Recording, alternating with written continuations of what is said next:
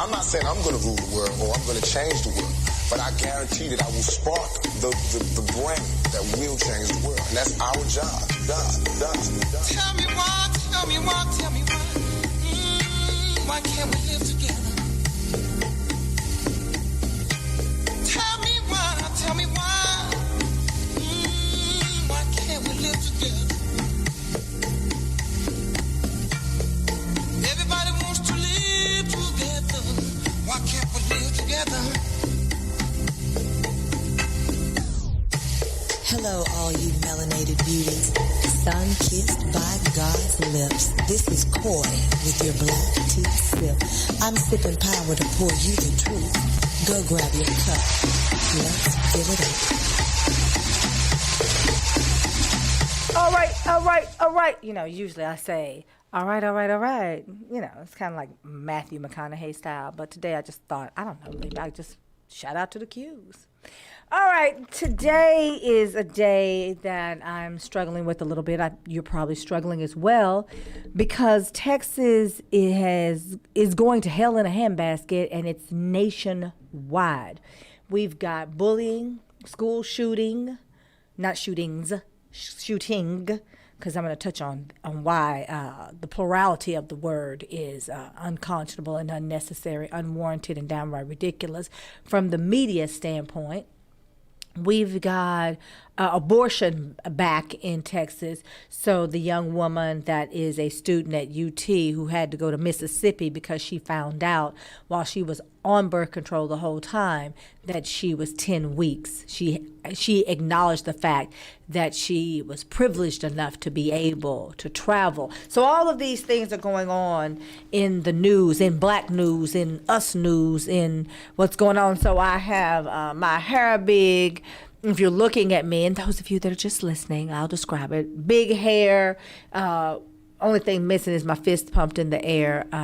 Zebra print, Native American. Like I'm just in a BIPOC kind of mood. You know, black, indigenous, people of color. Like I'm in that kind of mood today because there's so much that's going on with us. But the first thing I want to talk about, which you may not know, is Tesla.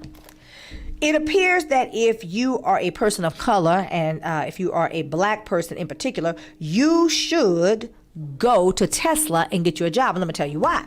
You should go to Tesla and get you a job because San Francisco federal court on Monday ruled that Tesla must pay $137 million to a black man who endured racist abuse while working at the company in Fremont, California as a plant elevator operator. Now, here's the thing.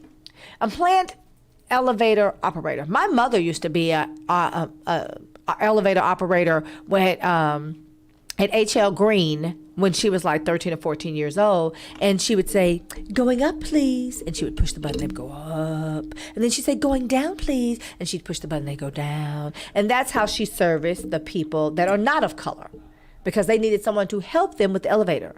So they go up, please, and down, please. Well, apparently at Tesla, they need the same thing. Owen Diaz was hired in the factory 2015. And CNBC reports that he told the court that the colleagues, and I don't know if they're really his colleagues because they are the people that are going up, please, going down, please. So I'm not sure if you call them colleagues, but, you know, people that write these things never get the verbiage right. And so they told him things like go back to Africa and all of these things, racial slurs. He said he sat on the stairs and cried. And one of the things that Tesla said is that, yes, they've had problems, but they have an employee relations department now, and they're certainly not what they used to be. I mean, we used to just have Klan meetings right in the parking lot, and now we tuck our pointy hoods in and we don't let people see them. So he's not entitled to $137 million. The jury awarded Mr. Diaz $130 million in punitive damages. That means punishment. And $6.9 million for emotional distress. So that's a little bit more than $37 million. So I don't know who did the math for USA Today. A clinical professor, David Oppenheimer, sometimes y'all see him on some of the news shows. told Bloomberg, he's a professor of law at Berkeley. He told Bloomberg that he believed that was the largest individual verdict, which means that the graffiti that was reported by another black employee who resigned after a year, who got $1 million from Tesla, said that it was, egregious and outrageous, and the slurs and all of the things that went on. The jury said that you don't get to treat people like that. So Melvin Berry got $1 million, and Owen Diaz got reportedly by this article 139 million point six. So if you are looking for a payout, go to Tesla, because Tesla is paying you to abuse you. I'm not saying you're supposed to take the abuse. I'm simply saying, if you need some retirement, you go to Tesla, you work for a few years, you sue them for being 3K card carrying employers, and then, you get you a little money. That's all I'm saying. Texas, abortion, it's back. You can abort again in Texas. I know y'all are saying, Cole, you shouldn't make light of it. That's not really what I'm trying to do. I'm not trying to make light of it. I'm trying to talk about the ridiculousness of the fact that you couldn't for a period of time. And I want to talk about why this is so egregious. And I've talked about it before because in the state of Texas, where I'm born and raised, I'm a native Dallasite. Not really proud of that fact right now, but I'm a native Dallasite. And in Texas, what they wanted to do is stop you from being able to abort a child is when you can hear a heartbeat. Okay. So you hear the heartbeat as early as 6 weeks. Normally you abort at 6 weeks. So Governor Hot Wheels and the rest of his NASCAR crew decided that they were going to stop that. So they wrote the bill to simply say, not only can you not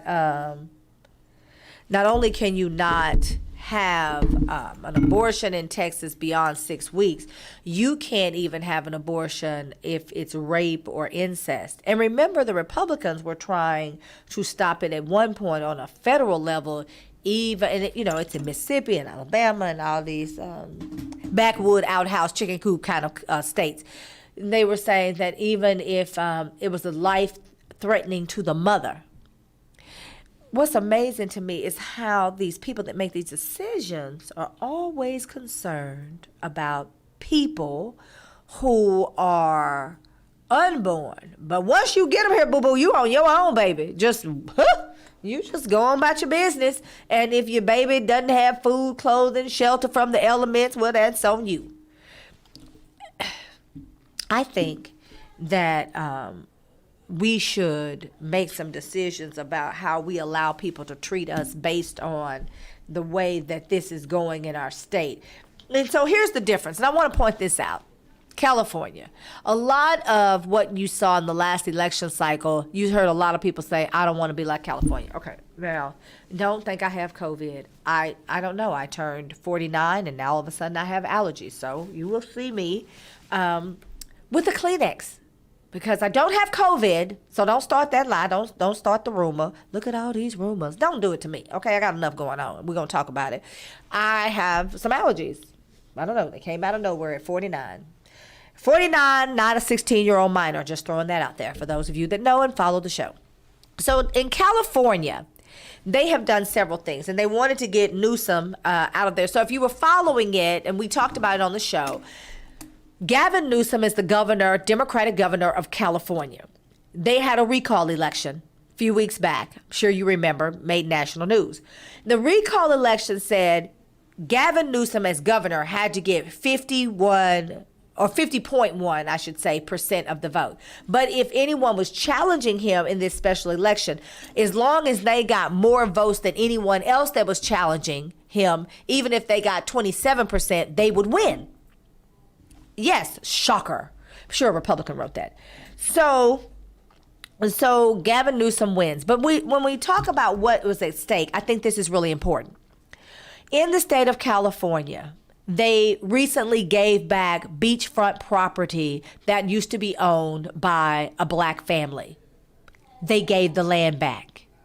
You think that would have happened under the black man, Larry Elder, who was challenging him as a Republican? Wouldn't have happened. Well, they've also made it easier to vote. So every single person registered to vote in the state of California, guess what? They get a ballot mailed to their home that they have the right, the privilege to mail back and cast their vote. Not leave their home, mail in their vote. Vote by mail. So here's a big difference with Texas. We decided, no, you can't do that.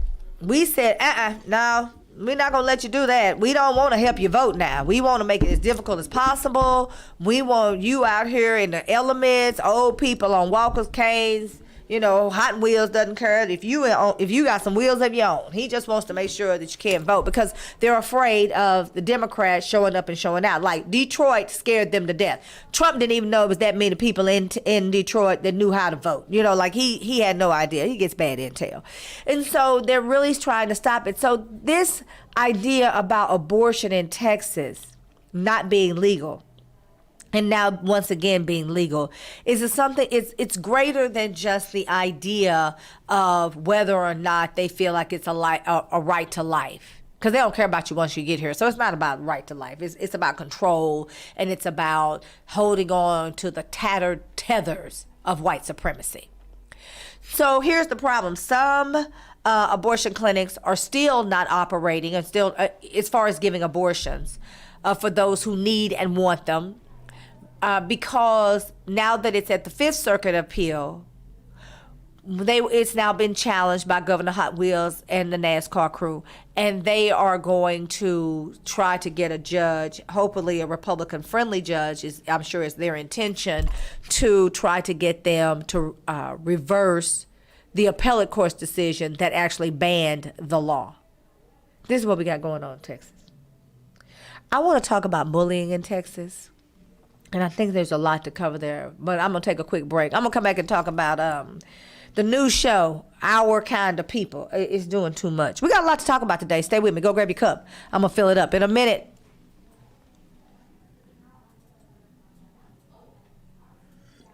Nourished skin is healthy skin. Simply Ardor skincare products provides luxurious nourishment for your body. Indulge in rich scrubs and body butters and top it off with our sensational and unique aromatic lines of sprays and roll-on fragrances. It's simple and lovely. Simply Ardor.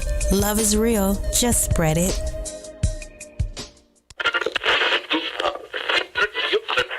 Yeah, if you came to get some real music with a real vibe, then you came to the right spot. You know what it is. 99.9. It's DJ Candy Can. Here with Loose Cannons. Letting y'all know we about to do this like a fresh pair of Lokes on Easy-E. Baseline shade. Let me put my shades on.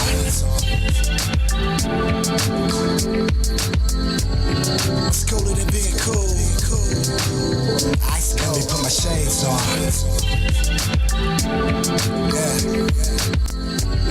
It's cooler than being cool. Two froze, shades on. I guess you get what you asked for. You can't bullshit the matador. I see the sunset, I see the shore. To the core concrete, I go hard when the doors. When it rains, pain. Club a lane, no shame. Cock back game, Bob gun, go bang. Top hat cane, come a bun, 2 chains. Looking like a Millie, having fun, Lil Wayne. I've been this way since I paid for my school grades. By the pool, sipping Kool-Aid. We shake in the finger waves. Play dates in the backseat, bitch, I'm on my cool J. Take pride in surviving the stakes as I take the ride. Just hoping don't no break supply. First to rise, I want the whole cake, the pie. The lights are blinding, hold up, let me put my shades on.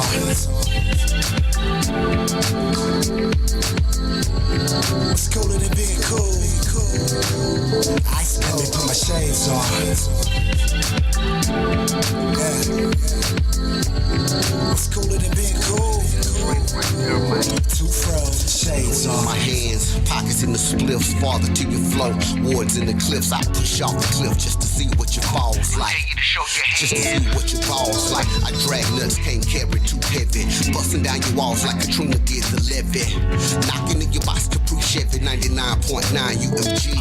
If today was today, then tonight we should play. I clear up my evening, hit me up around 8. I'm giving one dolo shot.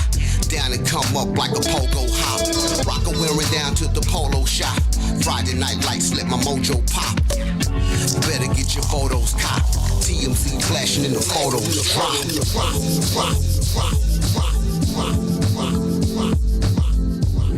What's cooler than being cool? Let me put my shades on.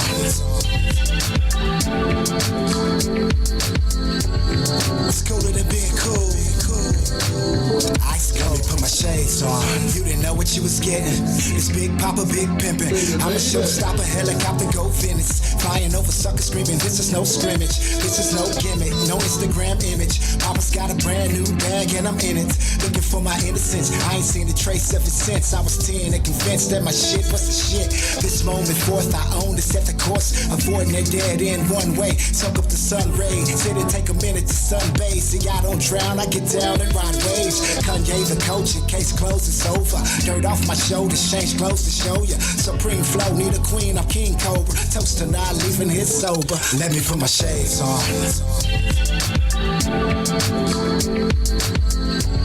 What's cooler than being cool? Ice cold. Let me put my shades on. Yeah. What's cooler than being cool? Two froze, shades on.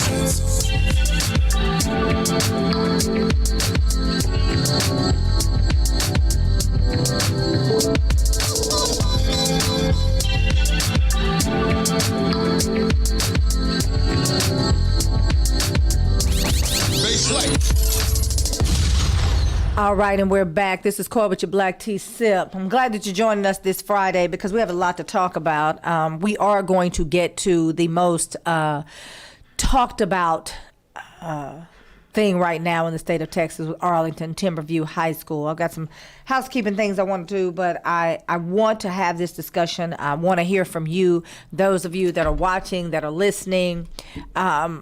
I was very disturbed by it. And you know, really what's happening now is we are cracking down on bullying on paper. And I think that there is this huge misnomer about the rights and responsibilities of parents and school officials. But what we're not talking about now, and I've been very vocal about this, so this is not new that I feel this way, is the long-term psychological effects of abuse. I shared my story about how I had been feeling about the ordeal that I went through with the police. And you deal with the psychological effects of that. But children, and Sean brought this up to me. He said, he was talking about a little boy that, like we call it, you know, back in the day, those of you that are with me, we call it scoing, different parts of the country. Some people call it jonesing. We call it high siding if you're from the OCT, stand up. And so the idea is that when we were going through school, and kids tried to bully me. I know, it's so hard to believe. They tried. I was the little, you know, private school girl that went to public school. A lot of people didn't know me. And I've said this before. The boys knew me because boys will get on their bikes and they will ride. A little boy from Dallas Live will end up in Turl. You know, like they just get on their bikes and they just go. But girls typically go to their friend's house. You know, if they venture out, it's to somewhere that they know. Boys they're just adventurous, right? They're just going. So I knew the boys, I didn't know the girls, and the girls didn't like that too much. And so they attempted to. It didn't quite work. But I still had feelings about being mistreated. In fact, I went home and told my dad, you know, that they were mean to me. And my dad said, well, they don't like you because you're a berry. They don't like us. And after that, I was like, well, then they just don't like us. And that's their problem, not mine. Now, I'm just wired a little differently. But I had a lot of love. I had a grandmother that literally put me on a pedestal that I still exist on to this day. So I think aunts and cousins, I had brothers, you know, so for me, it was different, and I had strong relationships coming from private school because it was only a few black people at the school, and that made us kind of really close and rely on one another. But when I went from private school and I was going to middle school, and I didn't know anyone, and my mother let me out. And at the time, my mom's gonna kill me for this. My mom drove a 528E BMW. If she wasn't the first, she was one of the first to drive a BMW in Oak Cliff, Texas. Because I remember people asking my mom at the gas station, like, what is that? They did not know.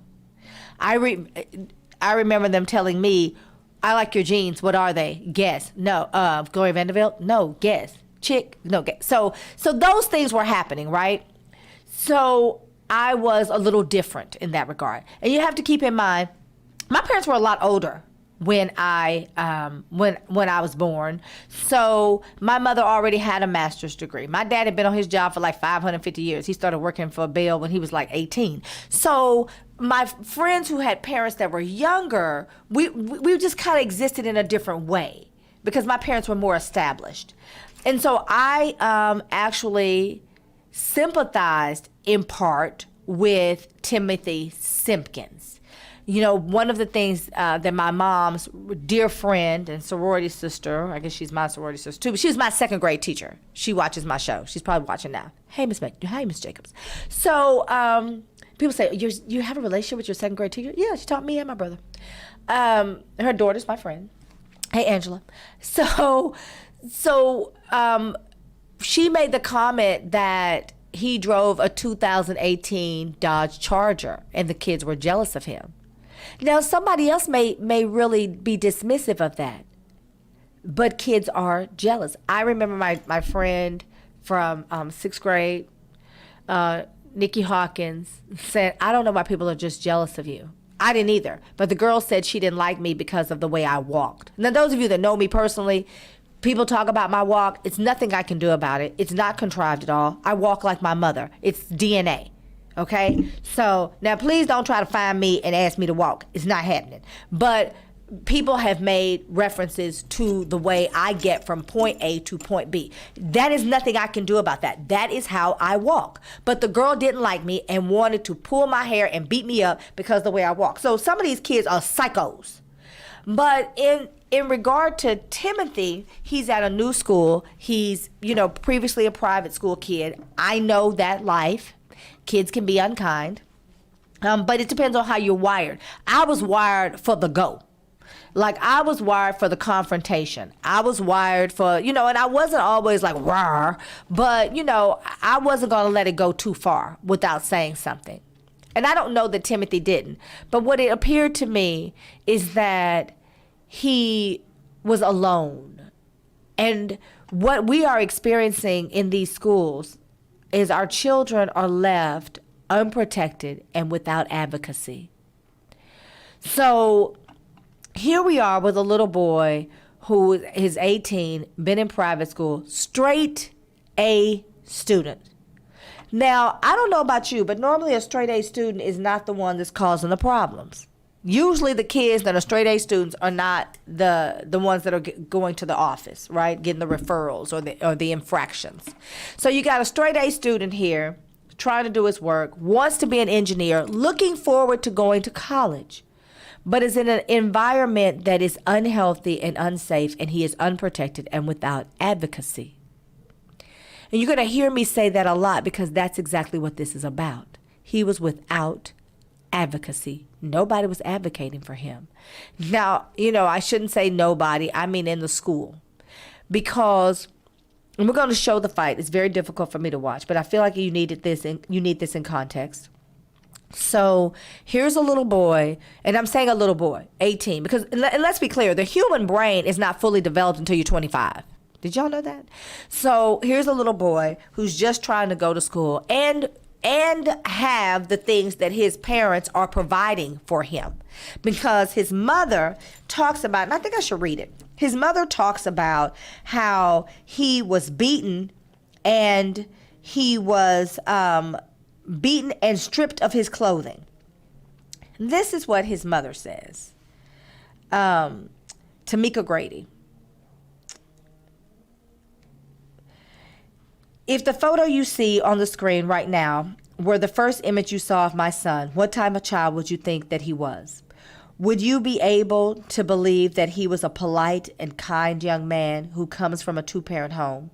Would you believe that he was a brilliant young man who was a straight-A student, who until just recently attended private school, and who has an impressive GPA? Would you believe that he has dreams of attending college and becoming an engineer? The irony is that all of these things are true of Timothy Simpkins, but it only took the media one day and one questionable photograph to convince the country that my son was a menace to society, and nothing could be further from the truth. Timothy has always been a kind and thoughtful child who loves to learn. Because he spends so much time focusing on his studies, most of his relatives call him the little nerd of the family. He has never been known to bother anyone and would do anything to help someone in need. From the beginning of this school year, Timothy has been bullied at school. He has been beaten, taunted, and harassed on a daily basis. Recently, he was ambushed by a group of young males outside of school, stripped of his clothing in front of a crowd of onlookers, and robbed of his money and possessions. He has been humiliated and stripped of his dignity on more than one occasion, which led to him being fearful to go to school and even leave our house. Now, there's more, but I think you get the gist of it. That's a mother that is really trying to rationalize how her son went from who he had always been to who he is projected to be now. I want to talk about bullying. I want to talk about the psychological effects. And I want to talk about the fact that our children are left without protection and without advocacy. Because we're going to pull up the video, Angelo, and let's show the fight. Because in my mind, something transpired that was not caught on film that doesn't show how the fight began. One child had to get out of their seat for this fight to occur, and where was the teacher then? Now, it could have happened very quickly, but if this young man has been bothering this child, I used to teach school, you know when things aren't right. Why was he still in the room? Did he just come in the room? Did she not call until, had she been calling? There's a lot to unpack here. Let's play the video.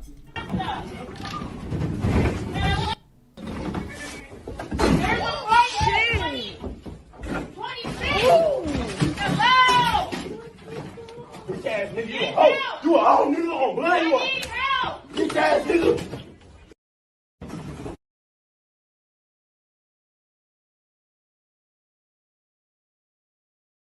So you hear them, and he's beating this boy, beating him. This is not a fight. Now, the media calls it a fight. I'm going to try not to be emotional because I'm tired. The media said it was a fight. Let me explain what a fight is. And those of you that follow me who saw what I said yesterday, a fight suggests that there are two people, both of which have a defensive posture and are in a defensive mode. Timothy Simpkins was in a protective mode. He bowed his head, he covered himself to try to protect himself from being beaten. And you hear the other young boy calling him out of his name and beating him. Timothy Simpkins is not even really fighting back. That suggests a level of fear in and of itself. I started this thing by saying everybody's not wired the same. I got to take a break. Stay with me because we're going to unpack this because the school had a responsibility to this young man and they failed him. This is Cora with the Black Tees Tip. Stay with me.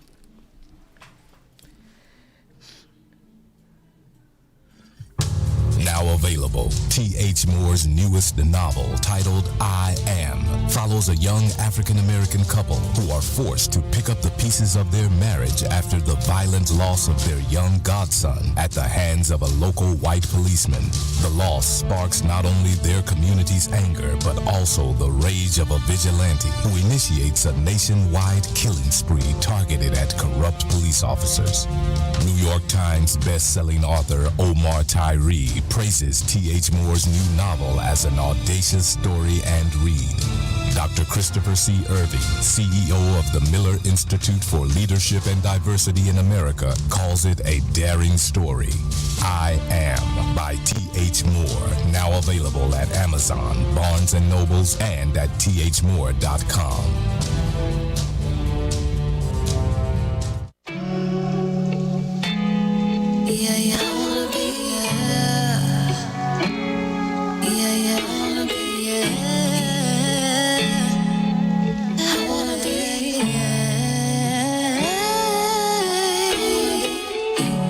On asking me where I wanna be next to you. Baby, I'm thankful for the game that you're teaching me. I take it to heart. I want a piece of you. I wanna be yours. I wanna know what you're thinking. And when we talk, what you feel. There is a problem, babe. Don't know if it's real or not. I know what I feel. I need some more of you. You and me belong together. I don't mind showing you it's real. I feel your heart when it beat. Me and you, we on the same team.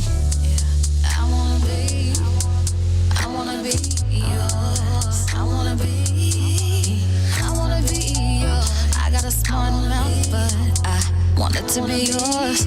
I got a good heart and it's beating for you. Don't have to show me it's real. I wanna be, yeah. I don't mind showing you it's real. I wanna be, I wanna be, I wanna be, I wanna be, I wanna be, yeah. I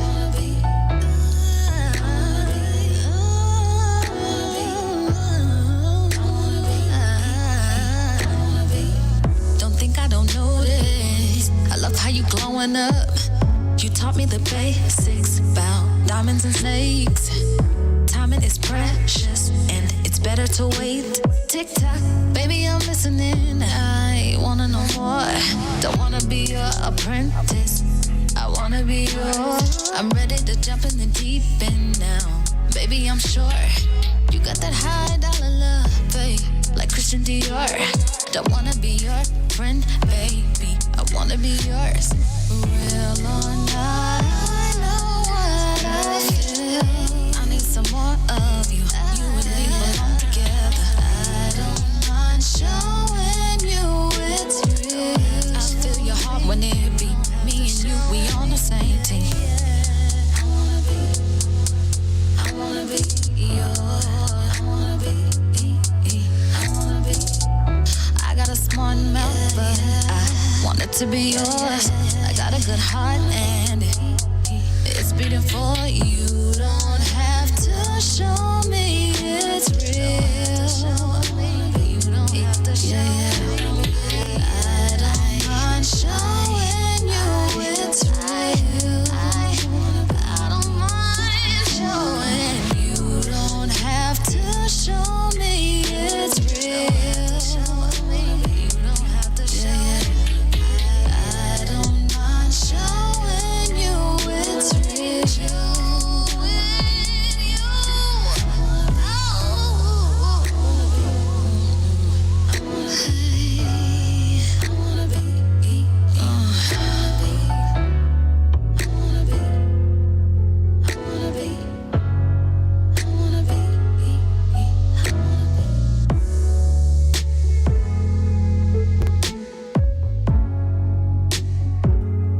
All right, and we're back. This is Cora with your black tea sip. You gods and goddesses, sun-kissed by God's lips. We're talking about bullying today, but I'm not just going to talk about Timothy Simpkins. Let me get this out of the way. That was Tawana T. Real, I think is the name of the song. So we're taking independent artists. I want to showcase independent. If you're an indie music artist, send me and Angelo your music. Look, you gotta have some music. Now you can't come on this show with that mumble rap and you saying and don't nobody know what you're saying. And like that makes my nerves bad. I can't handle that. So I'm not gonna be able to get through my show if you come on here with some foolishness. But if you have some music, then Angelo and I are willing to put it on the Black Tea Sip and get you heard and try to paint and showcase independent artists. So it doesn't matter where you are. You don't have to be from Dallas. You don't have to be from Oak Cliff, Texas. Stand up. You can be anywhere in the world. If you have good music, we'll play it. All right. So Timothy Simpkins, and if you're just joining us, we showed the fight. And that fight was hard for me to watch because it wasn't a fight. It was a brutalization. It was a beating. It was hard to watch. And it was hard to hear because he was beating him and telling him that he deserved to be beaten because he was weak. Now you said, well, Cole, you got a lot from that. The words he used. You told him, you a hoe. What does that mean? That means you're weak. It referenced him like a woman. You deserve to be mistreated, beaten, and brutalized because you're the kind of person we should be protecting. Instead, I'm going to brutalize you. Now, before the break, I talked about some things about, where was the teacher? Now, this hit a little close to home. My son's going to get a little mad at me because my son, who is a sweet, smart, creative 13-year-old, who by no means is a punk, was involved in an altercation. And when I got the call, I'm sure that the principal thought I was dismissive, but I know my kid. And what they told me about my son was that he got involved in an incident with a little girl. And so I said, well, who was the instigator? And I was told, my son. Well, now, I remember years ago, I used to date this guy. Prior to me and he dating, he and his friends, in fact, Loose Cannons was his best friend at the time. I don't know if they're still friends, but Loose Cannon, we played his music on the show. I know Bootha Vandross, as he's called, and he's been an artist for a long time. He makes good music. So they were all, Boo gonna be like, why are you telling that story, Corey? Because I'm reaching back, okay? I'm reaching back. History needs to be told so this doesn't repeat itself. So everybody chill out. Everybody calm down. So they're on their way to Bayou Classic. Now, those of you that are in my area, we didn't miss Bayou Classic. We was barely trying to get that. We was trying to hurry up and get that Thanksgiving dinner down so we could take us a nap so we could get on the road Thanksgiving night so you could wake up Friday in the boot in NOLA, baby. So they're on their way. They get stopped by a Louisiana Sheriff Department officer. And they say that they have committed a robbery. And they jail them. When they call the mothers then go. So, but the sheriff is saying, well, you just never know about these kids these days. But the guy used to date Mama was Holiness. I'm talking about real holiness, baby. White dresses on Sunday, real holiness, baby. She got it all the way in. Like, she had a hotline to the Lord. So she tells the story to me like the parents like, well, yeah, but, and she said, well, wait just a minute. You might not know your child, and maybe they don't know theirs, but I know mine, and I know mine didn't do it. That's advocacy. A lot of these kids don't have it. I have a very dear friend that used to serve in the Dallas Police Department, no longer does, moved on to bigger and greater things. He told me, I told my kids that if the teacher calls me, they're already in trouble. Well, why is that? The teacher's mouth ain't no prayer book. Teachers lied on me growing up in school all the time. My 5th grade teacher stole my Gucci purse. Her name was Miss Cubic at St. Elizabeth. She stole my Gucci purse. So this idea that these teachers, my mama laughed, my mama know it's true. These teachers should be held to some extent. Some should. And the teaching professor should. But you have a lot of teachers, in the words of my dear friend, PZ, Zuckerberg, I'm going to put it out there like that for those of you that know that it's one of my closest and dearest friends and longtime friend. She said, we got too many teachers going through the alternative certification program. Teaching was not their first choice. So the love and the nurturing and the consideration of children is not always there. So with my son in particular, no one thought about the fact that this little boy has never been in trouble. This little boy doesn't give anybody a hard time. This little boy is the jokester. Well, he'll roast you too, and he's fun, but he's fun-loving and whimsical and will do anything to help anybody and has really solid friendships and has himself been faced with people doing little nasty things. Some little boy, asked him, you got a team? Oop, I almost called his name. You got a team? And he was like, no, good, because I don't want you to have one. You know what my baby did? When his friend was like, his friend was like, well, if he can't play, I'm not playing. He was like, no. Go on and play. When I picked him up from school, he was like, take me to the Y. I need to tighten up my game. That is my son. He's wired differently. So when they call me and they tell me my son was the instigator and my son was aggressive towards a little girl, first of all, I know you're lying.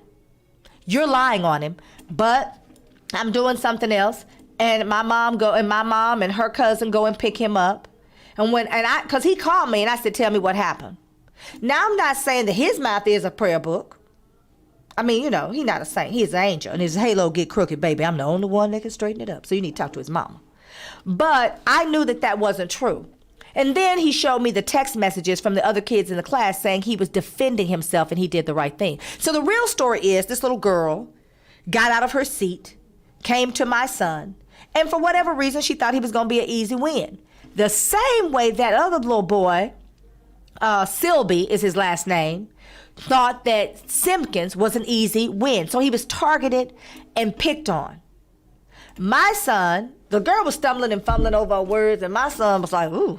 And he said, I said, why'd you do that? He said, I don't know. He said, I was just so surprised that she was struggling so to ask the question because he's known her for about 3 or 4 years now, and he was just shocked. He wasn't trying to make fun. No one laughed at her, but she got mad. She was embarrassed, and I'm not making light of this little girl's feelings because she was embarrassed. And she lashed out. Now, here is what I really want to focus on today, because this is what happened to Timothy Simpkins. When it came time to defend Timothy Simpkins, like my son, they threw him away because he's a little black boy. I have said that the most disrespected creature on the planet is the black woman. But I dare say black people, especially little black boys. I don't know if we're winning that as the black woman because the little black boys are mistreated, undervalued, often overwhelmed and excused in a way that is derogatory and negative. There is never credence given to little black boys and their feelings. It's never given credence. We say don't cry. Let them cry. Because I'm telling you something, a little boy who can't cry grows up to a man and hits some people. Silby. And there's also an issue with that. Because why is this little boy so angry? Why is he willing to brutalize another person like that? What is going on? But where is the advocacy in the schools? My son didn't have it. Now, he had it at home, and I made sure. But I had to go all the way to the superintendent of all schools to get me some act right. And then it was, well, we didn't do an investigation. No, because my son couldn't have been the aggressor if he is standing by his seat and this child has moved from 1, 2, 3 seats to get to him. He can't be the aggressor. She hit him. The teacher grabs the girl and says, wait a minute, that's a girl. My son grabbed her, told her, don't you put your hands on me. Don't you ever put your hands on me, which is what I instructed him to do. And then he pushed her off of him. He did not hit her. And he told me I didn't want to hurt her, but I wanted her to know she doesn't have a right to put her hands on me. Now, the principal just told me it was my son because the teacher in my son's room, Miss Larice, lied. Not to mention, right after this altercation with my son, there was another fight with 4 boys that broke out in the same room. She has ineffective classroom management. Why is she in the classroom? Where is the mentor teacher? Where is the the department chair? Because I had that when I was teaching school as a brand new teacher, because this little girl is 23 years old.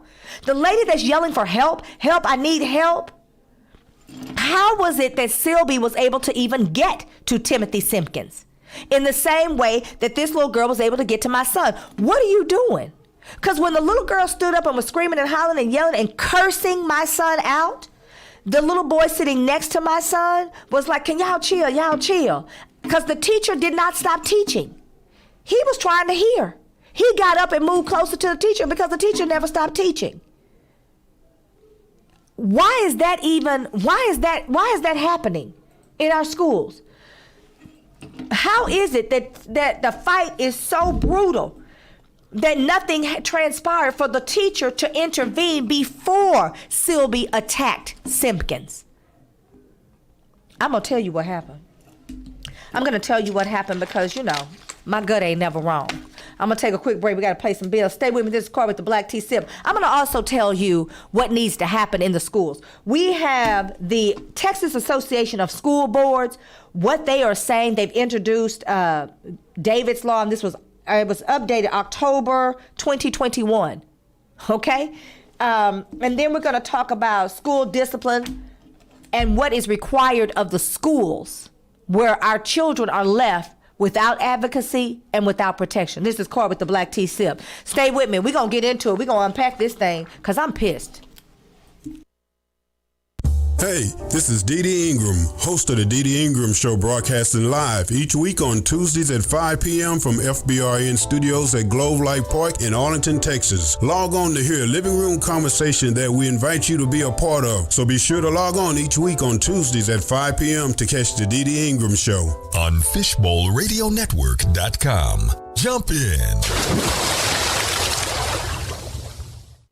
Fishbowl Radio Network wants to congratulate the 99% Radio Network. This month's Show of the Month on Fishbowl Radio Network. Log on every Wednesday from 3 p.m. to 6 p.m. Central Standard Time and start streaming the 99% Radio Network on Fishbowl Radio Network, the most listened to radio network of its kind. Hello everyone, this is Eddie and Maria, owners of the Pinche Smokers Tex-Mex Barbecue. If you're looking for some good finger-licking barbecue, come check us out. We are located in the Oak Cliff area. We also offer catering for weddings, quinces, and any other type of occasions. You can contact us at 214-579-0570. You can find us on social media at Pinche Smokers Tex-Mex Barbecue LLC on Instagram, Facebook, and Snapchat. Come check us out, the best barbecue in the DFW.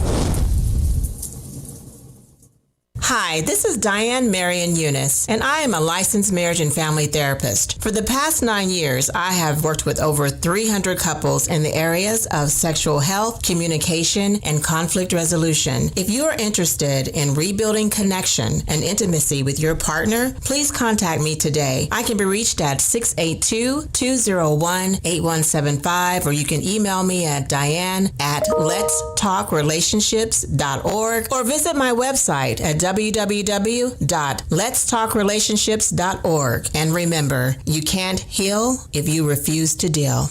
We are so excited to announce that Antrese Jones Productions has a new TV series coming out called Blocked. Blocked is a suspenseful drama surrounding a young lady named April who is at war with herself, and with a cold heart, she shatters anyone who tries to mend any brokenness from her past. Life itself has dragged her to hell and back, and she's going to make sure that God himself feels her wrath. Blocked is a nail-biter as it confronts many societal issues like church culture, molestation, hypocrisy, judgmental friends, and the inner turmoil of finding your own identity. Matter of fact, we have Antrese Jones, who is the director, the producer, and the writer of this brand new series in the studio with us today. Hey everybody, it's me, Antrese Jones. Connect with us. Follow us on all social media platforms, Facebook, IG, LinkedIn, and Twitter. I look forward to connecting with you. Stay tuned for my new TV series, Blocked, coming soon to streaming services. Yes!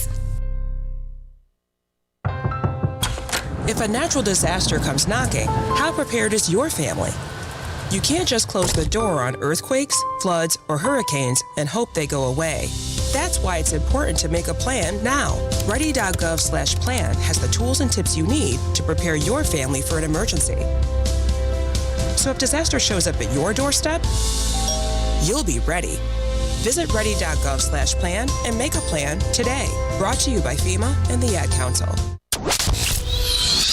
Hey, this is Stevie B with the Am I Worth the Time show, host of the year 2020. Want to encourage you to keep it locked right here at Fishbowl Radio Network. Y'all be safe, you hear? I'm not saying I'm going to rule the world or I'm going to change the world, but I guarantee that I will spark the brain that will change the world. And that's our job. Tell me why. Why can't we live together? Tell me why. Why can't we live together? Everybody wants to live together. Why can't we live together?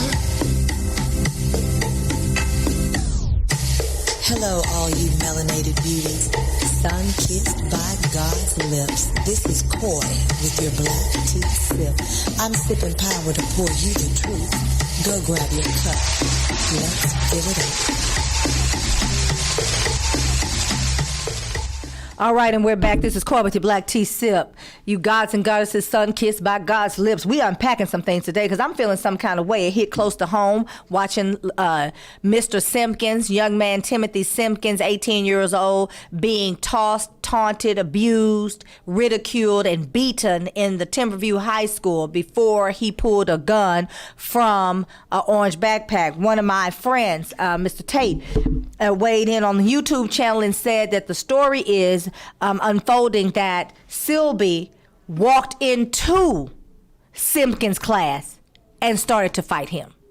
Now, if that's in fact true, why is this child just allowed to just roam the house? There is so much wrong with what happened. And so the media says it was a fight. It was not a fight. It was a beating.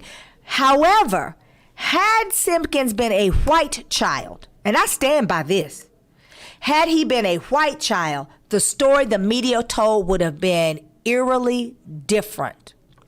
Mr. Simpkins pulled a gun from an orange backpack and shot. He shot Silby, who has been upgraded from critical to serious condition, who is 15 years old. He shot another teacher who is also in serious condition. The bullet grazed another little girl, and a teacher, pregnant teacher, fell, was not shot, fell, but that teacher is okay and was released from the hospital, and so was the girl the bullet grazed. Now, was it a harrowing, terrifying experience for the other children? Absolutely. Absolutely. Was it a harrowing and terrifying experience for Timothy Simpkins living in fear? Because he lived in fear. When you are beaten out of your clothing and robbed in front of a crowd of people, you live with the horror, the shame, the humiliation, and ultimately the fear, the post-traumatic stress of going to school, of leaving the house. Now, I must get into it mother to mother. I must ask, why was he still going to school at that school? Right now, my son, I told you, my son told me that he was so embarrassed that he had this altercation with this little girl. And I told him, you did the right. He said, I know I did. I know I need to defend myself. And he talked about another teacher in the 6th grade at this same school, private at the time, said that if a girl hits you, you hit her back. You have a right in the state of Texas to defend yourself. You don't have to be beaten and brutalized because it's a girl. The idea that he's 18 and the boy that was beating him is 15, you don't have to be beaten and brutalized because they're younger. Angelo just shared a story with me about his daughter. Little boy picking on her and her friends. He tried to hit her. She had a pencil and they blame her. The idea in these schools that you as the child or person that's defending yourself don't have a right to do that is ridiculous. And let me tell you what they do. They hide behind FERPA law, Family Educational Rights and Privacy Act. FERPA. I know it well because when I worked at UT Southwestern in the compliance department, one of my job duties was to ensure the privacy and compliance of the medical students' records, academic records, FERPA, F-E-R-P-A, Family Educational Rights and Privacy Act. They hide behind that. I suggest as parents, you familiarize yourself. As grandparents, make sure you know what they can and cannot do, because they'll tell you, oh, I'm sorry, we can't discuss it. Now, a child has been involved in an altercation with your child. They call you to tell you what they are going to do with your child, and then they tell you they can't discuss the specifics. That's a lie from the pit of hell. They're hiding behind FERPA. And most of the time, they don't want to discuss it because they're usually doing something wrong. Like in my son's case, they said we have a zero tolerance policy. I said to the superintendent, you can't have a zero tolerance policy, sir, because you have not equipped these children how to deal with aggression. You have not equipped them with how to de-escalate a situation. You have not told them what to do with an aggressor. Because what they have told them to do is to tell that. Go tell the teacher. Let me tell you what's wrong with that. And I told the teacher when my child was my oldest child, I believe he was in kindergarten. Teacher named Miss Little. And she was little and she had little sense. They named her right. She told me, my son, a little boy, you know, as a mother of a black boy, you have these discussions with white women all the time. Little white teachers, especially these coming out of Baylor and Texas A&M. I know you say, Corey, you going all the way in. Yes, baby, I'm going in today. I'm pulling no punches. I'm not holding nothing. They come out of Baylor and Texas A&M and UT, and they have about as much business teaching little black boys as a head of cabbage. They have absolutely no idea how to identify. They have cookie cutter education. They do not teach. They don't know how to reach your child because they're teaching everybody's child the same way. They don't know if your child is an audio learner, a kinesthetic learner where you have to touch it and see it and smell it, or a visual learner. They have no idea. Now, I studied under Dr. Wilburn when I got my education degree, and when we left Paul Quinn College, we could teach rocks. They don't do that anymore. They group everybody the same. So when your child doesn't learn that way, then they say it's something wrong with your child. When your child is faster or shows more athleticism, they say it's something wrong with your child because everybody's supposed to be the same. We are in a state of crisis because we've moved to suburbs and we are trying to provide a good life for our children. And there is no protection and no advocacy for our children. And I'm not just talking about black children because Angelo, although he is black in his heart, baby, he is not black. He's Mexican and my brother from another mother. But he just talked about his daughter, who is a sweet, beautiful little girl who does not deserve to be hit on in school. And instead of them trying to deal with the problem of why this little boy is going around hitting her and her friends, they blamed her. We saw the media blame Simpkins because what you saw when he shot was a little boy who had all he could take. And he took a gun to school because there was what? No protection and no advocacy for that little boy. No one to say no more. Now, the mother says that she has... She reported the bullying and nothing was done. You saw the superintendent of Arlington Schools, or Arlington ISD Independent School District, come out with this just watered down, lukewarm statement about how they're protecting children. You're not protecting children because Timothy Simpkins was not protected. So let's talk about what they're supposed to do. They're supposed to have a written policy. Do you all remember the little boy, Samarion, that was in Plano? Now, here's another situation. I would not interview his mother. I had several calls from several people, and two people in particular that knew the woman, and God bless them, because I'm not picking on her, because everybody's parent is usually trying to do the best that they can.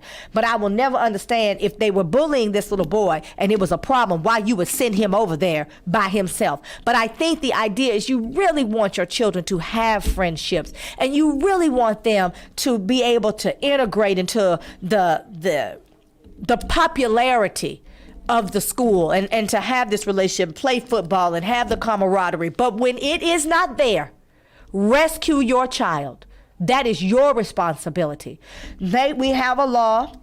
Jane Hamilton, who is a friend of mine and who's been on this show a couple of times, worked to ensure that what had been a recommendation from the Texas legislature was now an actual law.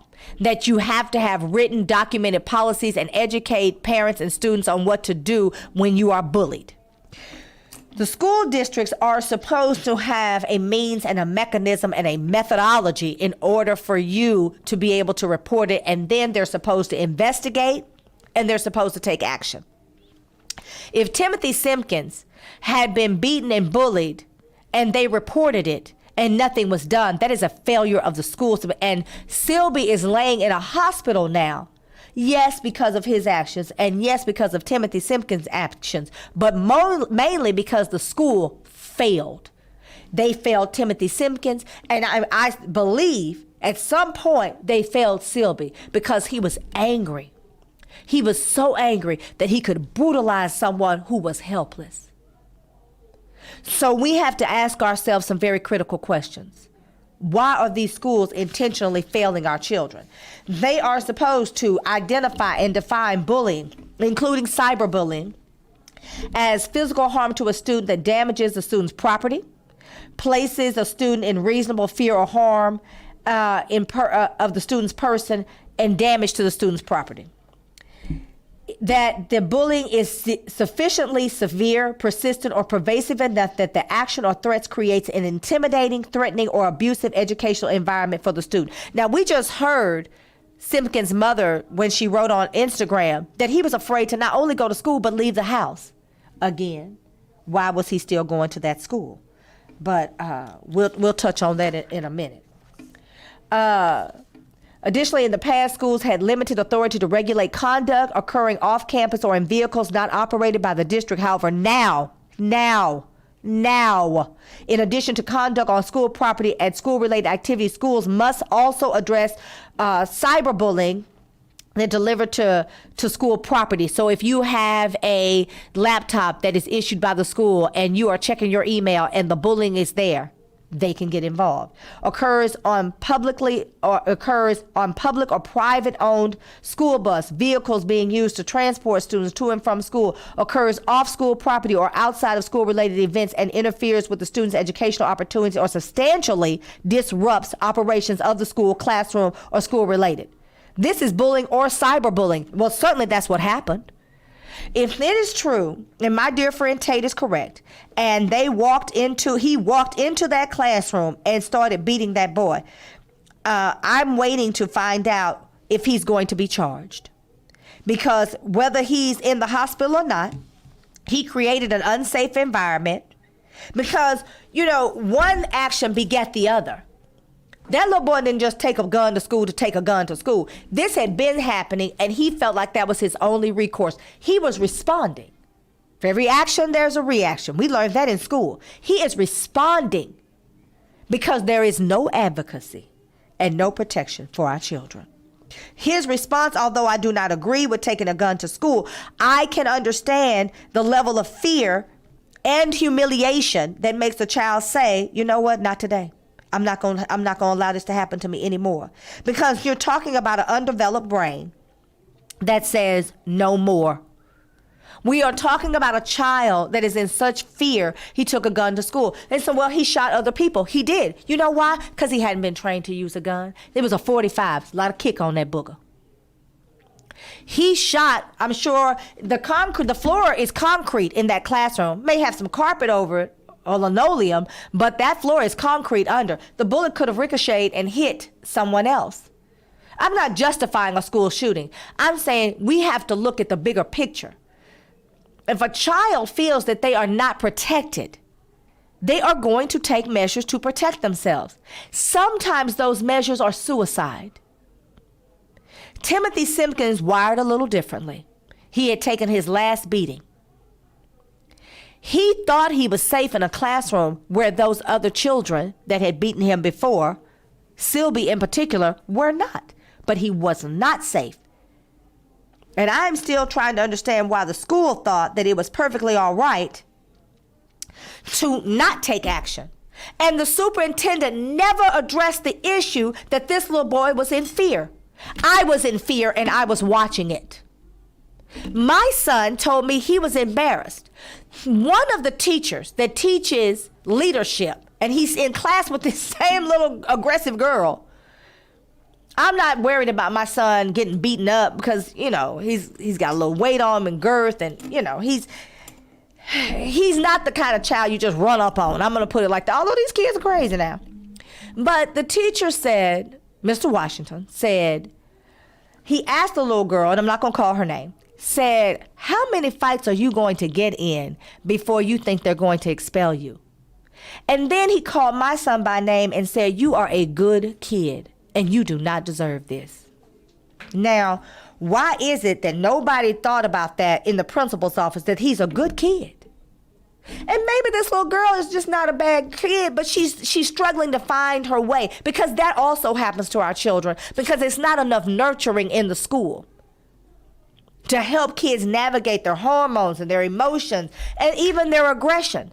I had a conversation with Sean, and he was very upset about the little boy and beating this boy, and he's talking about, and I said, but you know what, usually children who abuse have been abused. In the same way that children of sexual abuse often become sexual abusers. This little boy, Sylvie, has some issues. He has some things he's dealing with. Now, what they are, I do not know. But I do believe jealousy is one. And yes, it's probably envy, since they're beating him out of his clothes and taking his things.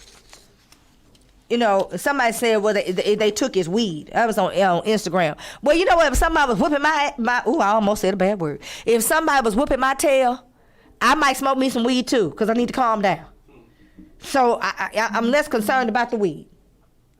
Because we always want to paint a picture of our little black boys and frame them in a negative light without looking at the fact that this little boy was living in terror. He had PTSD the same way that I'm dealing with my level of PTSD from being held by AR-15s at gunpoint because they thought I was a minor. And Kim Cooks, just know, I do not take that as a compliment. You know, Kim is crazy. So we have a lot here, but I wanna talk about the fact that the mother did not take him out of school. And that's very disturbing to me. I'm disturbed by the fact that she referenced all of these things that had happened to him and still sent him into that environment. And so I'm curious to know if the school told her they were handling it, if they had put the little boy out and then he came back to school and was mad. Like, you know, what transpired that this little boy has no fear? Because the beatings and the things, this one beating that was caught on, and thank God for videotape. Thank God, because I was able to ensure that the wrong that my son endured by being accused as the aggressor, that became righted, but only because someone had a videotape of the fight that occurred after my son's. And I was able to work with the little girl's mother to ensure that our children were treated fairly. Thank God for videotape. I shouldn't say tape, that ages me. Thank God for video footage. So we see now, and now it has become a part of the investigation. It was not going to be a part of the investigation had we not seen it. And so here we are with a little black boy that has been completely humiliated and brutalized. And listen, I want to be really clear about this, because this is Sean's point when he was reliving at at 52 years old. He was reliving little boy roasting him on the school bus, and he was kind of laughing at some of the stuff. He said, I tried to hear him get off that bus because I ain't had no comeback for it. He said, but I almost took notes to make sure it never happened to me again. He's wired differently, because there would have been somebody else that just would have tried their best to catch an earlier bus, never get on that bus again, because people deal with that level of humiliation differently. But the only people that know that happened on that bus that day are the people that were on the bus. You know, the things that little kids tried to do to me, the only people that really know that happens, people that went to school with me. People have seen Timothy Simpkins be brutalized in Africa, in Singapore, in Honduras, in Ecuador, in South America, in Canada, New York, Haiti. They've seen it all over the world. So there is worldwide humiliation that he's living with. So the kids that saw him be beaten out of his clothes, somebody taped that. It is somewhere, and I'm pretty sure it's going to materialize. That's worldwide humiliation. Recently, Dave Chappelle came out with his new show. And on his new show, he was talking about the transgender that follows his show. And he had allowed the transgender to open up for him. And it was a man that has transed into a woman. And so he said it was just a horrible set. But then at the after party, he realized she had great timing. She really was funny. So maybe she was just super nervous. But she came out in defense of Dave Chappelle and said that as a trans woman, she was not upset about his trans jokes. Because of the way the cyberbullying happened to her on Twitter, 6 days after the tweet, she committed suicide and killed herself. Now, that's a grown person. Simpkins is 18 years old. And we are labeling him in the news as a shooter. I want to talk about why they're trying to make him be a shooter, because they want to identify him as a school shooter so that they can put him in the category of what happened at Columbine and what happened in Florida. I'm going to talk about it in just a minute. This is Corey with the Black T Sip. We're going to take a quick break, and we'll be right back at you in a minute.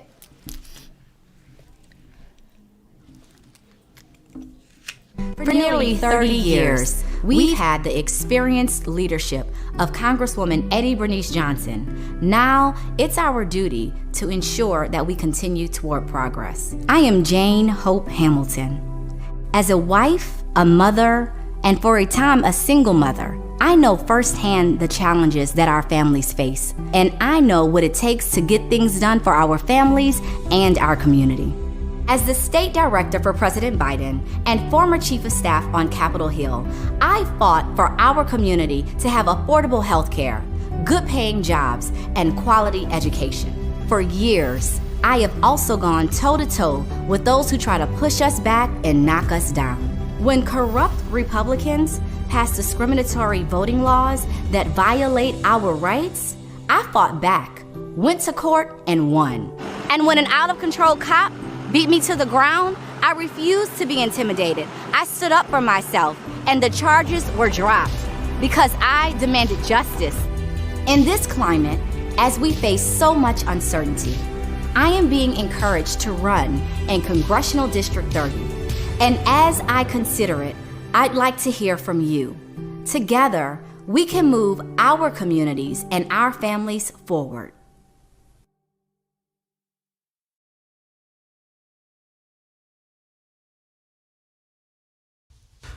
Over a year ago, we gave you the marquee.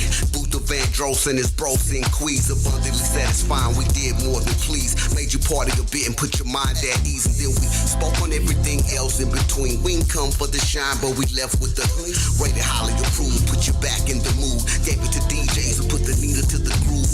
All star, all minus, all par. Booth of V, Sin Q, and we are loose cannons, no comparisons by far. We do what we do when we are who we are.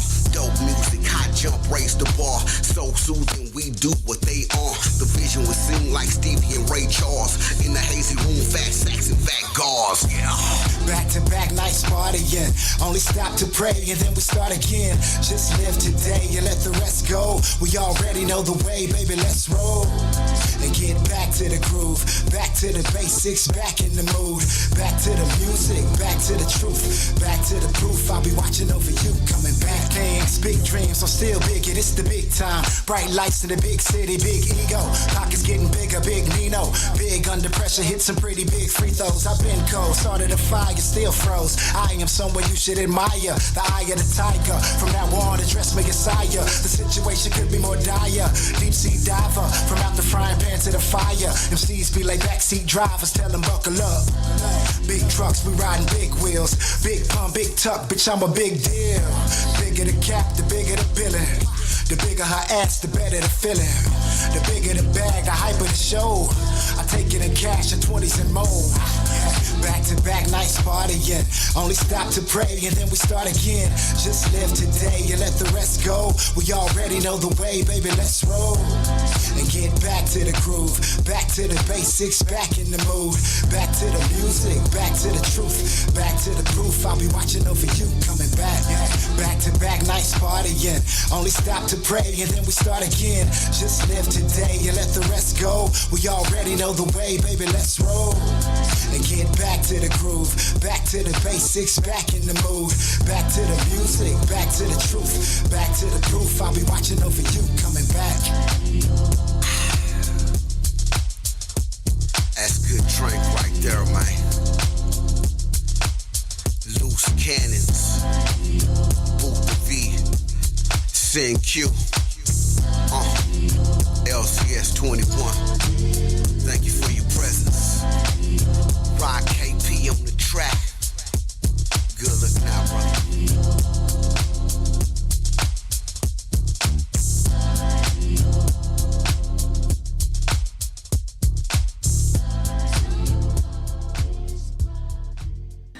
All right, and we're back. This is Court the Black Tea Sip. If you're just joining us, we are talking about bullying, cyberbullying, harassment, intimidation, humiliation, the degradation of our children, and how they are unprotected and without advocacy in the schools. So we've talked a lot about Timothy Simpkins. I've even told you about my own situation with my son. And how these children feel. My son, where everybody says that he was right in the way he defended himself, and actually a few people told him they admired the way he handled it, because he did not hit the little girl. If you just joined us, the little girl attacked my son. He just grabbed her and told her don't put his hands on, and then pushed her off of him to make sure she understood he was not going to allow her to hit him again. And so I'm proud of the fact that he did not snap, that he did not beat her up and punch her, and he kept his wits about him. However, my son is wired a little differently. This young man, Timothy Simpkins, was in protection mode, was in fear, took a gun to school to protect himself. And isn't that what we say in the state of Texas? You have a right to protect yourself. Now, I am not condoning taking a gun to school at all. And it could have been worse, because I know he did not have control of that gun. He shot other people because he did not have control. He did not have the proper training. And then if you watching people in the movie, you know they holding a gun with one hand.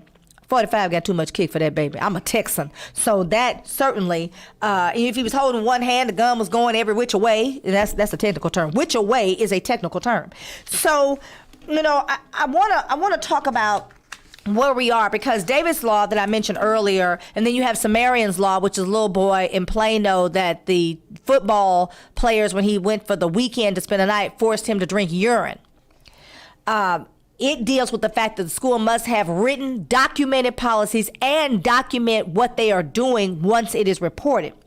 David's Law primarily focuses on cyberbullying, because children are killing themselves because they're being bullied electronically. But I want to point this out, that the David's Law was amended the Texas Penal Code to increase criminal penalties, adding jail time and higher fines for harassment by repeated electronic harassment or violating cyberbullying injunction. Now, if you can have these kind of higher penalties for cyberbullying, then assault should certainly be what they have charged Silby with, and he should be in his hospital bed, handcuffed to the bed, because he needs to be under arrest. He needs to be under custody of the Arlington Police Department, because the response from Timothy Simpkins, although I do not agree with shooting, I do understand why he felt like that was his only resort. So I want to talk about how you know when a child is being bullied. This is responsibility of the teachers, and this is in-class news. February 28th, 2021, it was updated, and it talks about what is the responsibility of the teachers. What is my duty to prevent bullying? I used to be a teacher. You know when something's not right with a child. You know it. You watch them go from one way or another, or you just see how they're just not, they don't seem right. Even if you don't know the child, it talks about what is bullying when one child has the power and another child doesn't. So you have these mean girl cliques or mean boy cliques, and they target people. I know, going from public to private school, They tried it with me. My mama worked at the school. I was an overall target, but I'm wired a little differently. And then I made friends, and it became easier for me. It wasn't. Nobody was beating me though. I mean, they threatened, and then my friend Tamara, who I talk to periodically now to this day, from being 11 or 12 years old, she stepped in because she was like, something's not right. And where is that? Where are those children that say, no, this is not right? I have those kinds of children because I'm that kind of person. But we live in a society now where everybody's supposed to mind their own business. You see somebody being brutalized, we have see something, say something. And that should go for the teachers. It says, how do I know that a student is being bullied? This is our news for the teachers. It's called in-class news. In-class is one word if you want to look it up. One of the best ways is to ask the student.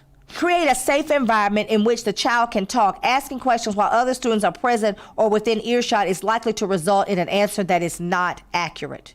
So talk to them alone. If the student says he or she is not being bullied, is my duty fulfilled? It says not at all. 3 words and a period. Victims often feel ashamed and powerless and fear retaliation should they rat out the bully. It is unrealistic to expect kids to make rational, self-protective decisions while under emotional distress. Timothy Simpkins. You have the power of observation. Where is the school? You have the responsibility to intervene even if you only have suspicions. This is for the teachers in the classroom, the people in the trenches. If I suspect bullying, what should I do? Immediately report in writing your suspicions, your observations, your conversations, and your interventions to your campus administrator and campus counselor. So, no teacher knew about Timothy being beaten and taken out of his clothes. Let me tell you how I know that happened. I used to be a teacher and the kids would come to me. Miss Berry, you know what happened yesterday? Miss Berry, they had a fight at the elementary school. Let me tell you what happened. My kids came and told me. And there is one of those kind of teachers at every school, on every campus. The kids that the teacher just likes. And the teacher is liked by the students. They have relationships. These teachers knew what was going on. It says immediately report in writing your suspicions.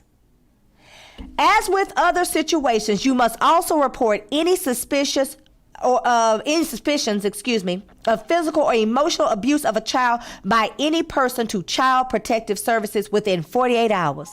If the school didn't do anything, the teachers had a responsibility to call CPS. Abuse includes, but is not limited to, mental or emotional injury to a child, physical injury that results in substantial harm to the child, genuine threat of substantial harm from physical injury, or sexual conduct that is harmful to the child's welfare. If you know or have access to the information, the report must include the name and address of the child. Teachers can get that from their cumulative folder. The name and address of the person responsible for the care, custody, and welfare of the child, and any other pertinent information concerning the alleged or suspected abuse or neglect.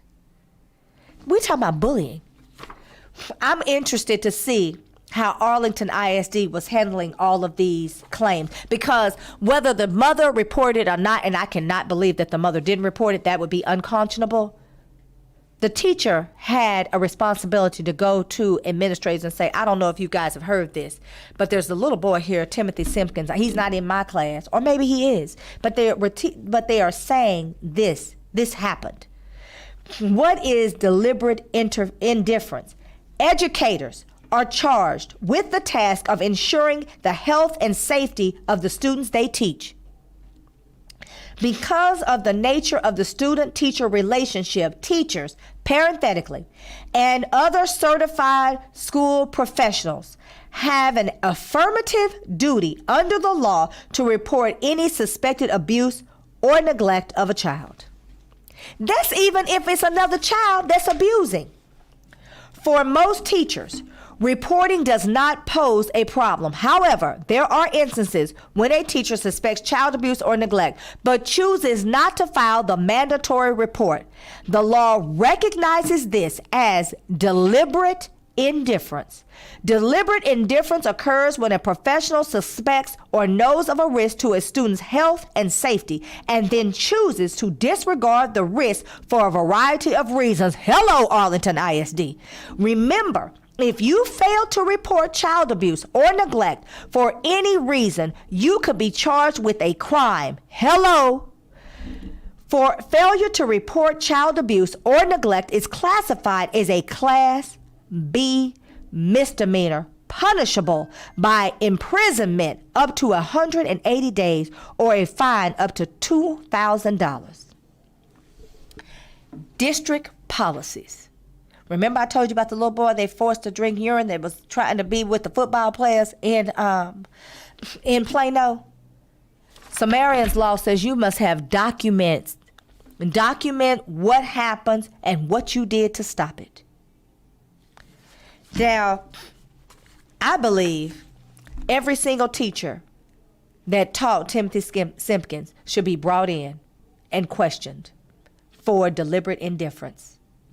I also know that Sibley didn't just wait till today this year to start picking on people. We start pulling his file, they are going to say that he's been doing this and there's some trouble at home. It's something wrong with that little boy.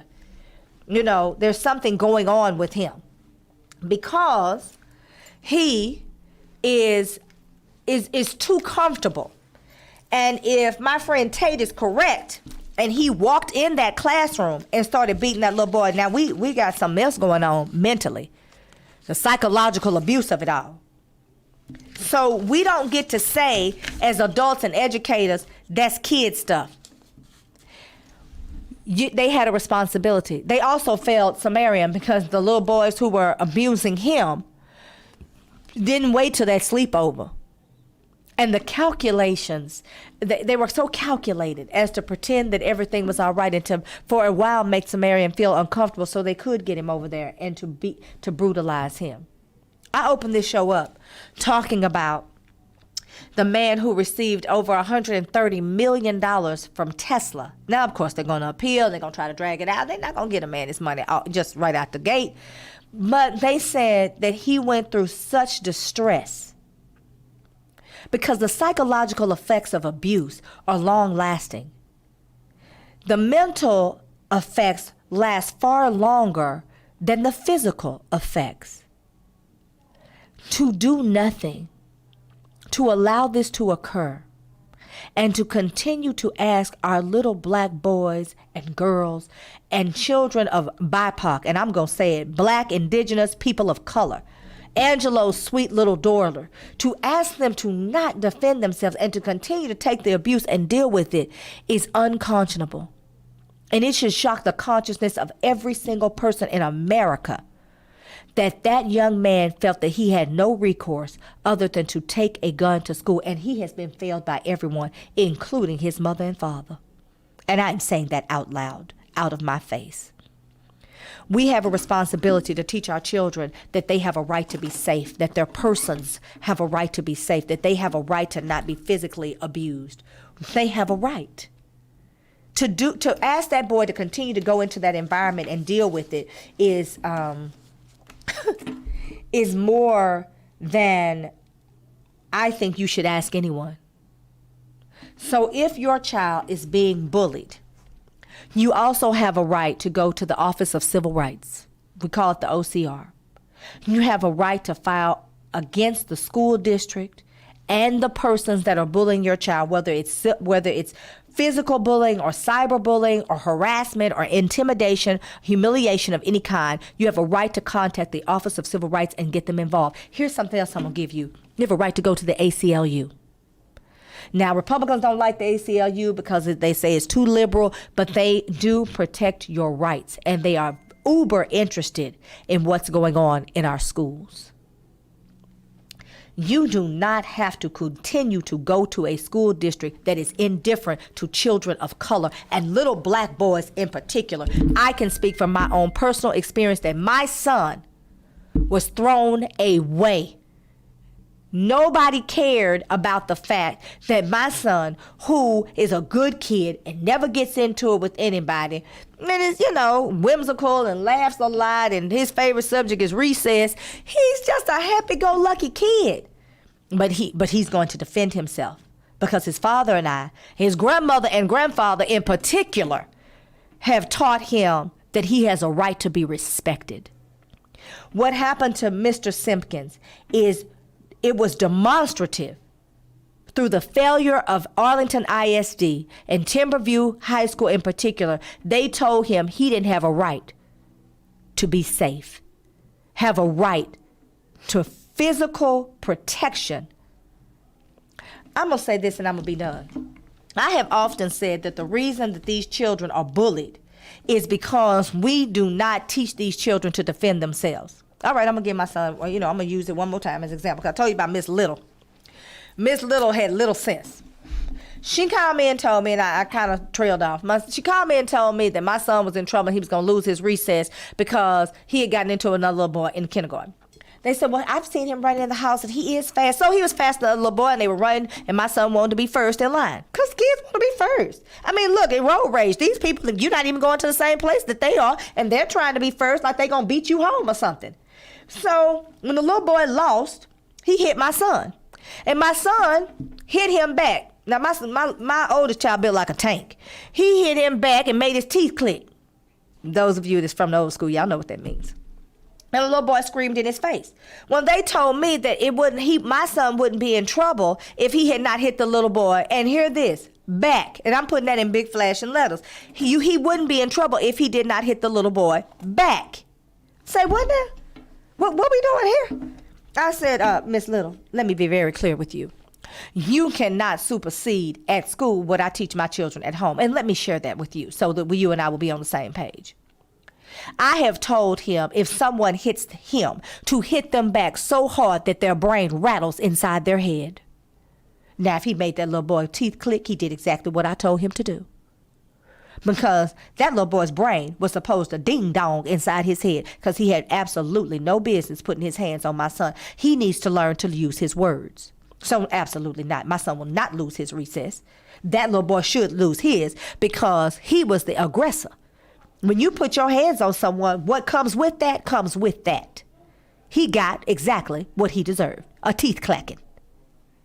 So when we teach these children to run and tell the teacher, I said to her, you're not going to be in the boys' bathroom with them. You're not going to be on the playground with them. You're not going to be at Chuck E. Cheese. You're not going to be on the football field, the basketball court. You're not at the sleepover. So what is he supposed to do then? How does he tell you then? Who does he tell if I teach him to run and tell the teacher? What we have taught our children is not to fight back. We have taught them not to defend themselves. We have taught them that it's a zero policy, zero tolerance policy. But did not give them the tools, the resources, the means, or the methodology, the mechanisms to defend themselves, to help themselves. We have failed our children. These children are killing themselves because no one has told them you have a right to stand up for yourself. You have a right, as I did, and when I was in high school, when the little girls were saying they were going to jump me, to put a brick in my purse. So when they ran up on me, they got met with a brick that was in my purse because I had the right to defend myself. But it was my oldest brother that told me, put a brick in your purse. Because I had somewhere to go. I had someone to talk to. My oldest brother, God bless the dead, he's transitioned and gotten his wings. But I remember, he said, it's a loose brick outside on Daddy's porch. Because we have the same father, different mothers. My dad's first wife's children. He said, you put that brick in your purse. And you just swing that purse. He said, hit the one that's talking the loudest. Because I was taught to defend myself. And that is what I'm teaching my children. What was Timothy Simpkins taught? Because no advocacy for him and no protection. This is Corey with the Black Tea Sip. I got to take a quick break. Well, I'm going to come back in a minute. Stay with me. Grab your cup. I ain't through filling it up, baby. Do you want to find a stable job in a growing field? IT jobs such as network systems administrators, cybersecurity, programming, cloud, and computer systems analysts are expected to increase 25% by 2022. Texas Premier Technology Institute offers training for top certifications such as CompTIA, Cisco, and Microsoft in less than 12 weeks. And if you're unemployed or underemployed, you may qualify for free tuition. Contact TPTI at 1-888-490-TPTI or check them out on the web at tpti.us. I've been waiting to share my love for such a long, long time. And the thought of loving you, it makes me smile.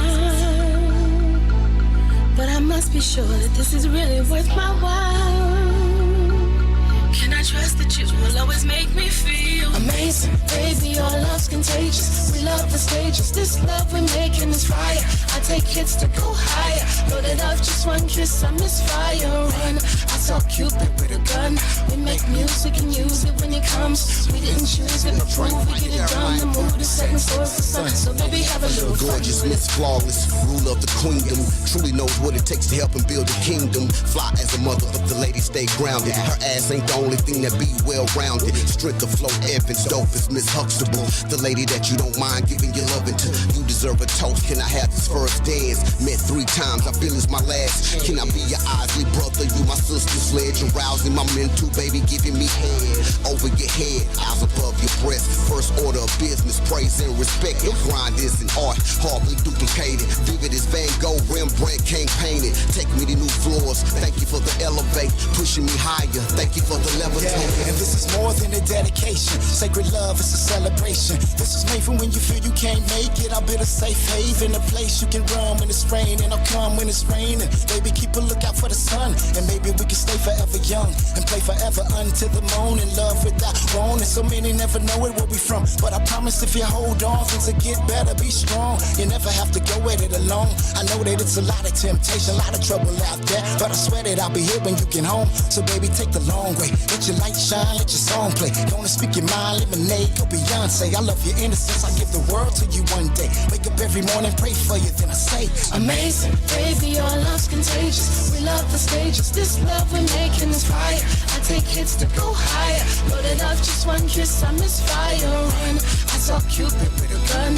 We make music and use it when it comes. We didn't choose it, but prove we get it done. The mood is setting, so it's the sun. So baby, have a little fun. I like how you make me feel like this love could be for real.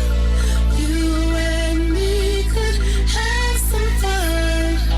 Will I be the only one? I've been waiting to share my love for such a long, long time. And the thought of loving you, it makes me smile. But I must be sure that this is really worth my while. Can I trust that you will always make me feel amazing? Baby, your love's contagious. We love the stages. This love we're making is fire. I take hits to go higher. Loaded up, just one kiss, I misfire. Run, I saw Cupid with a gun. We make music and use it when it comes. We didn't choose it, but prove we get it done. The mood is setting, so it's the sun. So baby, have a little fun with it. Bésame aquí. ¿Te gusta eso, no? All you have to do is come here. Ay, ay. You know I got you. Dámelo. And we gonna keep it loose. Sí, papi, así.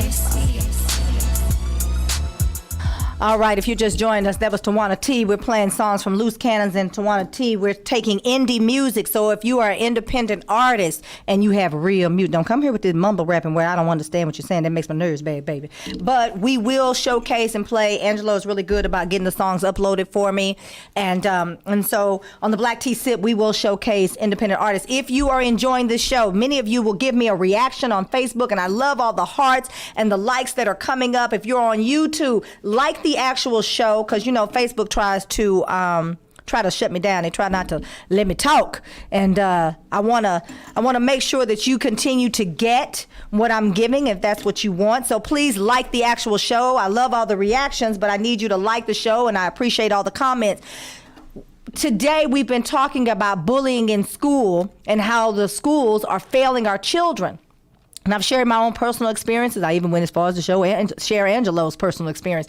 But we have a crisis of protection for our children. Children of color, I believe little black boys in particular. You know, there's this thing now that I call toxic femininity, where my son was exposed to that, where the teacher lied and did not paint the whole picture and tried to play like the girl was the one that my son was attacking, like my son was the aggressor, when that was not the case. Because there is no protection for little black boys, and Timothy Simpkins was certainly a victim of being unprotected and without advocacy. And so I want to make sure that you all know, if something is happening with your child and you can't get the school to do anything about it, you can't get the school district to do anything about it, you can also go to the Office of Civil Rights. I hope that you never experience anything like this, but I am also hoping that Timothy Simpkins' mother, father, he and his family are, their thoughts and prayers are with that family and that young man and Mr. Sibley, who was fighting him, because there is something psychologically wrong with a child that can brutalize another human being like that. All right, the NBA. I need to talk about something that's real crazy. The NBA, Terrence Williams, that plays in the NBA, bless his heart. I don't know if this baby is 25. Because I told you that the human brain is not fully developed until you're 25 years old. That's a fact. That's not a Coyism. Some people seem like they're 45 and not fully developed, but that's a talk show for a different day. He has been indicted and will be convicted, because this is Fed, so they don't even come unless they got the whole case. Unless you're John Wally Price, Dallas County Commissioner, and the FBI brings a case against you that's so flimsy and flawed that the actual judge says, I don't even know why you brought this case here. Unless you're him, usually the federal government brings a case to court. They already know that you're going to be convicted. Mr. Williams received $230,000 in kickback from his NBA cohorts for health insurance fraud. They got busted because, now this is the part, I'm like, is everybody's brain 25 years developed here? They got busted because they all had a root canal on the same tooth the same day, and all of them were elsewhere. Lord, if you're going to lie, please be able to tell you lie right. I just don't know what to say. So these men, and it's several of them, are going to the penitentiary, federal. And now because when black folks were being convicted of dope crimes, you no longer have the benefit of Club Fed. So they're not going to even have no basketball goals out there. I don't know what these babies going to do. But they stole money, got kickbacks, and it says Williams in court Thursday didn't respond to a request for comment from the news. Todd Spodek, the lawyer for Eddie Robinson, who played for the Chicago Bulls, said that he was coordinating his client's surrender to the authorities and would address allegations in court.